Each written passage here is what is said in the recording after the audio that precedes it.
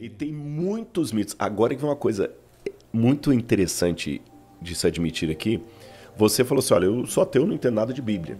Mas você sabia que alguns... Eu tenho essas pesquisas até naquele livro que eu te dei, O Ceticismo da Fé, que ateus têm tirado maiores notas em conhecimento bíblico do que cristãos nos Estados Unidos e algumas partes da Europa. É mesmo? Por quê? Isso aqui até eu estou aproveitando o seu espaço aqui para chamar a atenção daqueles que estão assistindo a gente, que são crentes. Se você não estuda a sua Bíblia, você vai começar a falar bobagem em nome da Bíblia. Ah, sim. O Chesterton dizia o seguinte, quando você não acredita em Deus, você pode acreditar em qualquer bobagem. Eu vou parafrasear o Chesterton. Chesterton foi um intelectual católico. Se você não é cristão e não estuda a Bíblia como deveria, você também vai acreditar em qualquer bobagem.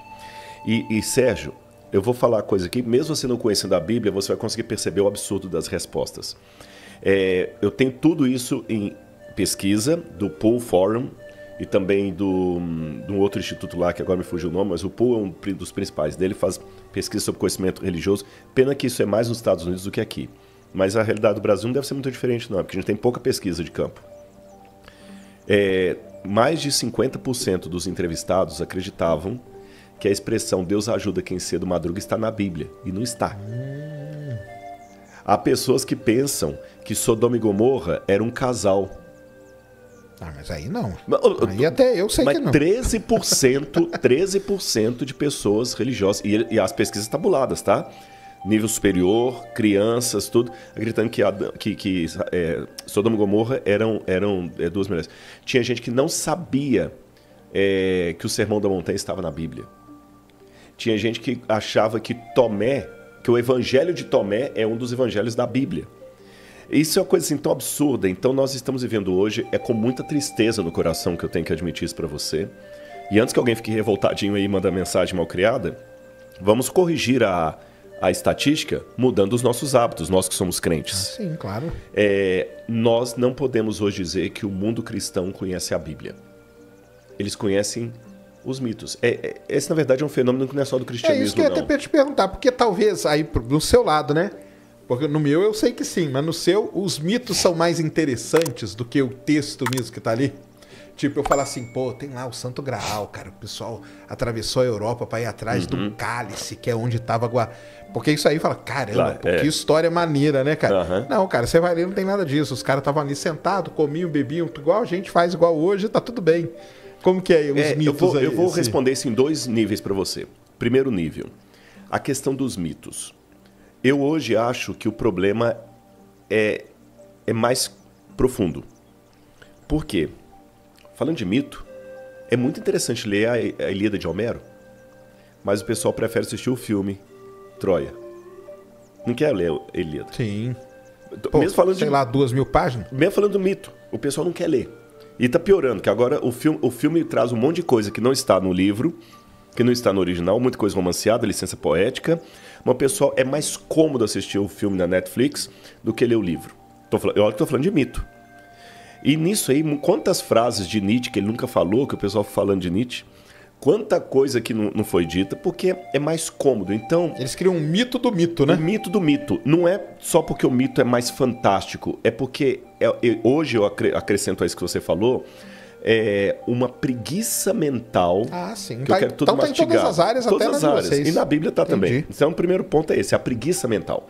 Segundo, a simplicidade da Bíblia, eu concordo com você. O mito chama mais a atenção da pessoa. E nesse aspecto, a Bíblia dá a mão com vocês, que são cientistas.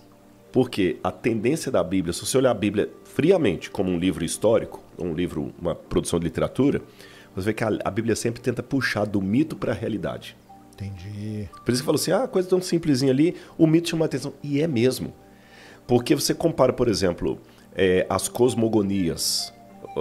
Até vou dizer aqui de uma maneira bem intelectual. A visão bíblica de Deus, ela é intelectualmente muito sofisticada. Muito sofisticada. Se comparada à mitologia, à teogonia de Hesíodo, por exemplo. Quando você vê o caráter de Zeus vindo, pega a mulher, não sei o que e tudo, e o Deus de Israel, como ele é muito mais sofisticado. Você sabia que de todos os mitos do passado, a Bíblia é o único livro, estou colocando mitos, não que eu estou colocando a Bíblia como mito, mas estou dizendo assim, Vamos colocar assim, os grandes livros produzidos no passado, né? As teogonias. O único livro do passado que coloca a divindade antes do universo é Deus, é a Bíblia. É a Bíblia. Todos os outros, Enuma Elish, o épico do Gilgamesh, todos esses grandes mitos, o Atrahasis, que, quando falam da criação, os mitos sumerianos, egípcios, quando falam de Atom, o universo estava lá, ou se autoexistiu, ou se autofecundou, e depois vieram os deuses. A Bíblia coloca o Deus antes e fala o seguinte, ele não pode ser reduzido a um boneco de barro que você vai ficar... Isso é muito sofisticado. Entendi. Claro. É muito sofisticado. A Bíblia quebra a ideia do totem. A Bíblia quebra a ideia do... Quando constrói, o Salomão vai fazer o templo em Jerusalém, falou, Senhor, eu sei que nem o céu dos céus se podem conter. Quanto mais essa casa que eu fiz. Diferente da liturgia babilônica, onde o Deus vinha e morava mesmo ali naquele santuário. Estava ali, a casinha dele. Então era muito sofisticada a Bíblia. E eu concordo com você. O mito, ele é mais fascinante, por isso que muitos correm para o mito e deixam de lado a história real que a Bíblia apresenta. Pena, porque apresenta uma propaganda negativa da Bíblia. Segundo, existe uma preguiça mental hoje que me faz correr para os resumos e não mais para o enredo lido. E em terceiro lugar, o milagre da Bíblia está em mostrar Deus agindo nas coisas simples do dia a dia. Aí, quando acontece uma aparição, uma epifania de Deus gloriosa, ela faz sentido porque Deus se revela na simplicidade. Entendi. Beleza. E então o Santo Graal não tem nenhuma prova, não tem nada. Nem zero. Arqueologicamente falando. Não, zero. Qualquer arqueólogo que vai buscar Santo Graal é como um físico que vai comprovar a Terra plana. Entendi. É um negócio assim que Caramba, chega a esse grau de absurdo. Se eu falar que estou querendo... É lógico. Houve no passado algumas surpresas, houve. Quando o Harry Schirman falou que ele queria encontrar Troia, a academia toda riu dele. Porque Troia é um mito. E ele encontrou Troia. Mas o Santo Graal, eu acho que é um absurdo muito grande. Não fazia parte da cultura judaica antiga. E se...